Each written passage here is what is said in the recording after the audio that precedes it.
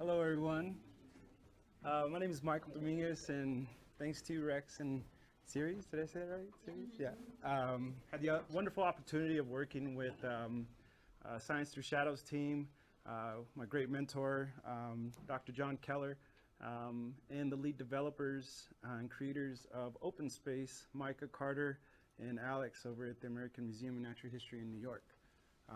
As well as with Mark Bowie at Southwest Research Institute in Meade, Colorado.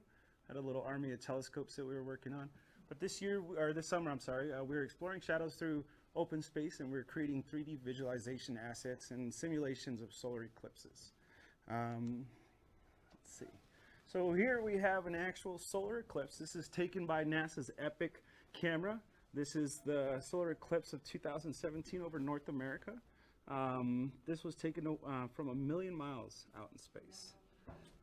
And these are wonderful pictures, and we'd love to see eclipses more often than when they happen,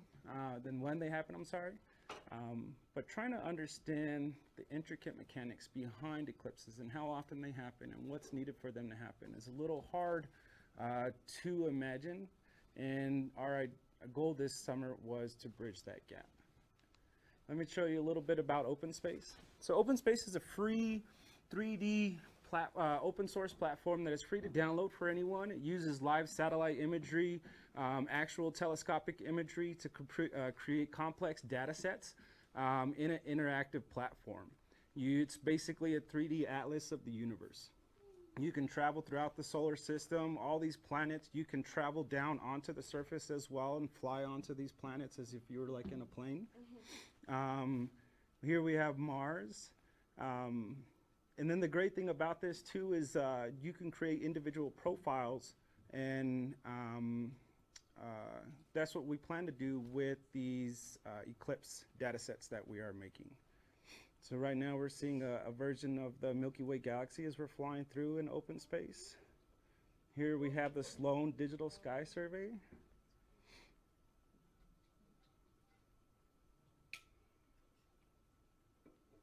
And then next we should be seeing the cosmic microwave background radiation.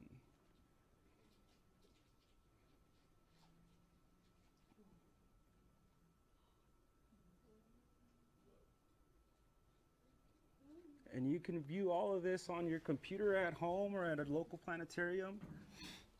And this year, this summer, like I said, we had focused on solar eclipses. There are 4 types of solar eclipses. The most rarest and the most phenomenal is a total solar eclipse. This actually is the 2017 solar eclipse that we just saw. This was taken from the Wind Sherpas project. This is actually a partial eclipse. This was taken out in Arlington, Virginia, behind the state capitol. This was the 2021 solar eclipse. Usually, when we have an eclipse, it will be if we have a total, you'll also have a partial as well. Here we have an annular eclipse, or also known as the Ring of Fire. This is where the moon is a little bit further away from the Earth, causing the angular size to be a little bit smaller, so it doesn't completely cover up the sun, causing the ring. Then we also have a hybrid eclipse. A hybrid eclipse is actually the rarest of them all, happens about every 10 years, and it's a combination of an annular eclipse and a total eclipse. It'll start out as an annular, transition into a total, and then end as an annular again. Unfortunately, due to the way that the way that the shadow moves, you will never be able to see all 3 at once. You'd have to be in 3 different places on the Earth to see them. So, but you will have 3. You can have 3 different places, people on 3 different points, and they can get 3 different pictures, and they'll have an annular, a total, and an annular. It's really cool at 3 different times. So these diagrams are great. We like looking at diagrams, and I'm sure some of you guys have seen these before. As you can see here, we have the sun, Earth, and moon, and definitely not to scale, right? If this was anywhere near to scale, it wouldn't even be on the chart, right? And we can see the umbra and the penumbra shadows here.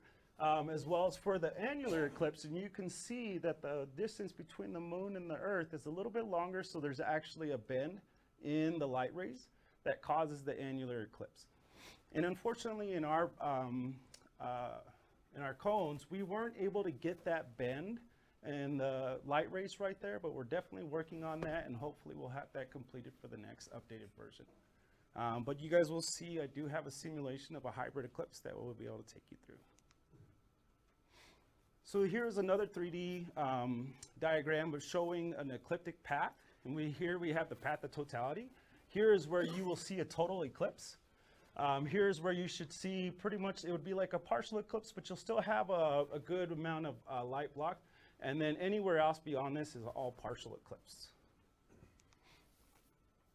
Here we have a diagram that shows how the plane how the moon needs to line up with the Earth in order for a solar eclipse to happen. And these are great.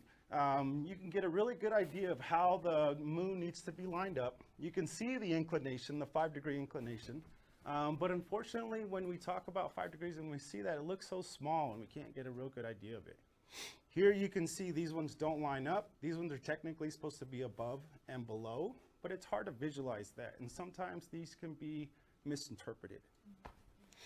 So what we did is we decided to take open space. And this is open space. This is the hybrid eclipse that happened in April of this year over Western Australia and Indonesia.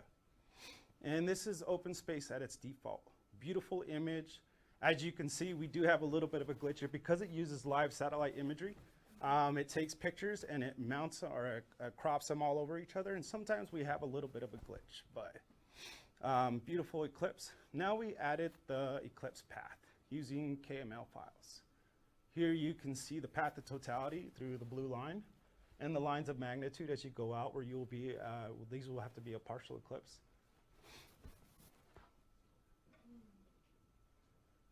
And then we went and added the umbra and the penumbra shadow. So here is the umbra, or here's the umbra and here's the penumbra, I'm sorry. And as you see the shadow hit here, the length of the shadow is gonna change as it sweeps across the curvature of the Earth. And when it does, it should be transitioning into, the X should be right in here where the light rays cross. Unfortunately, it's not showing that, but here is where you would start out with the annular. As the shadow length changes, this is where you would turn into a total eclipse, and then it would transition back into an annular as it sweeps across the curvature and the shadow gets longer right here. And then you can see how the umbra, or the penumbra, makes these little like weird teardrop shapes as the edge of the shadow comes off.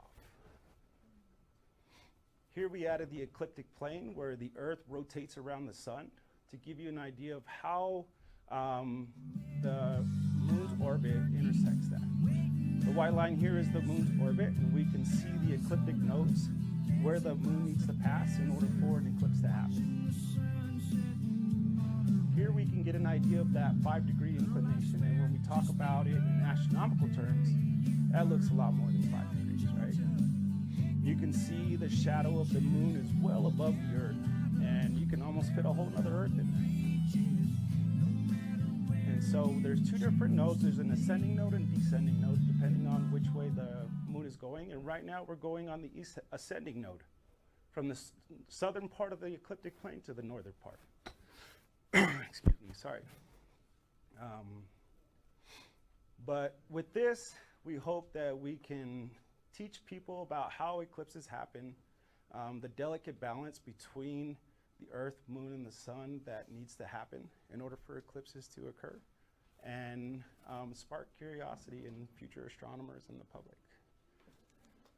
We do have a solar eclipse coming up, and it's actually October 14th, and we have an annular eclipse. It's actually going to be passing over my hometown, Albuquerque, so you guys will know where I'll be. And then we have another one, April 24th, a total eclipse that will be going over Texas. So the next two will be passing over North America. So get your glasses, plan your trips, have some fun. Yeah, the RECCS reunion, there we go, right?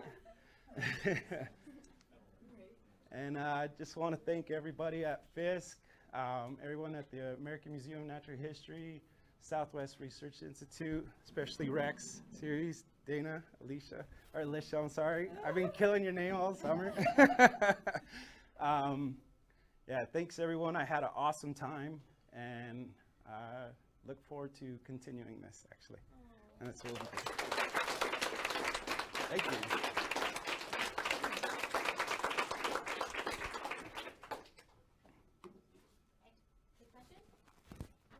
Yes.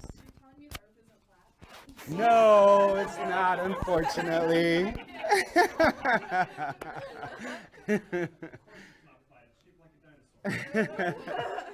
Yes. What's the difference between the umbra and the penumbra? So the umbra and the penumbra, so the umbra is where you have totality. So the moon is completely in front of the sun, and you are within 100% of the shadow. And the penumbra is where you're actually within the outer shadow. If you look at my hand here, you can kind of see the actual shadow, and you can kind of see these little the shadow in the back. So here you're in the umbra, and here you're in the penumbra. So the light is bending across this and creating this extra shadow here. So that's what an umbra and a penumbra is. Does that make sense? Yes. Yeah? That was really good explanation. And one question from your mentor too online. Will Open Space be incorporating your tools into their eclipse update prior to the upcoming eclipses? We hope so. What we're planning on doing is all this information will be made available to the American Museum of Natural History team, and they will incorporate this into their new version where anyone who downloads this can upload their profiles, and they can have access to all this information and create their own solar eclipses. All right. Yeah. Excellent. Yeah. Thank you guys. Okay, we're going to take about a 5-minute break.